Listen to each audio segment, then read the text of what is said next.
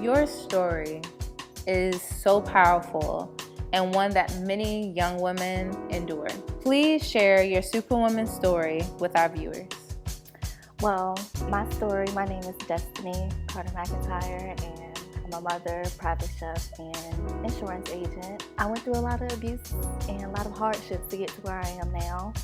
I experienced abuse when I was pregnant that really transformed me. It changed the person I was then, and it made the person I am now.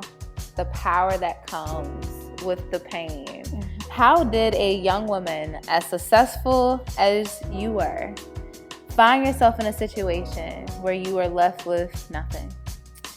So at the time I was in school, I was a full-time college student. I was working. I had 4 jobs, my own place, At the time I was 19, so it felt like everything was balanced and, life was great. I can honestly say I think I got distracted, caught up in the fact that I was ready to settle down. I thought I met someone that was ready to settle down with and got pregnant. In a matter of a month, lost pretty much everything. I got my car repoed. I decided to give my apartment up. I lost all of my jobs, and here I am pregnant. Shortly after I got pregnant, the abuse started.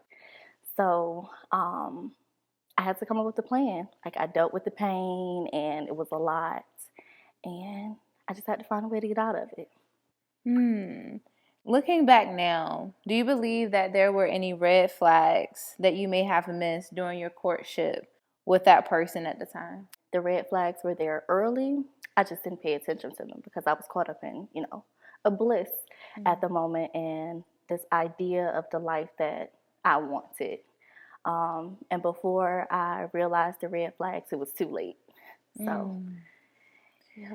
One thing that you said that really stood out to me is there are times where it's time to settle down. And then you had this amazing life going on around you. You're 19, and then a love comes. And it's easy to ignore some of those things.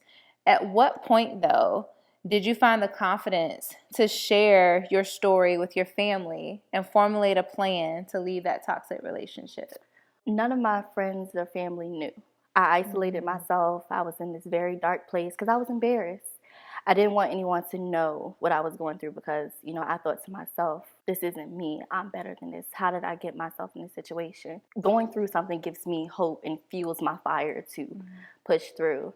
So, I went out, I got a job, I went out secretly and got a car. Once I got that car, I'm like, this is it. Time to take my baby and go. And really reinvent myself.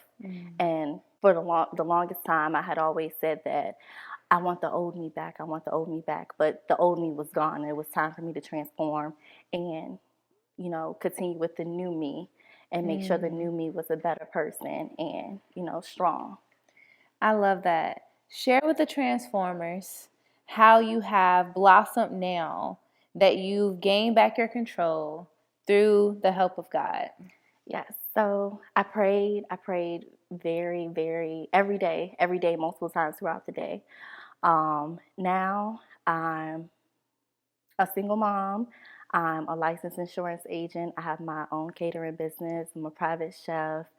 Looking to launch a book soon and also my own seasoning and wines. Being able to encourage and now talk to my friends that I see them going through similar stories and you don't have to settle. You don't have to stick around. You are strong. You are meant to excel and become the best version of yourself. That is so powerful. Well, I'm so glad that you still have your life. I'm glad that you're here to still tell your story and that you found it in you to, whether it's in isolation or not, but rebuild your life. Because today you're blessing people with everything that you do. So thank you for being the superwoman that you are. Thank you. You're welcome.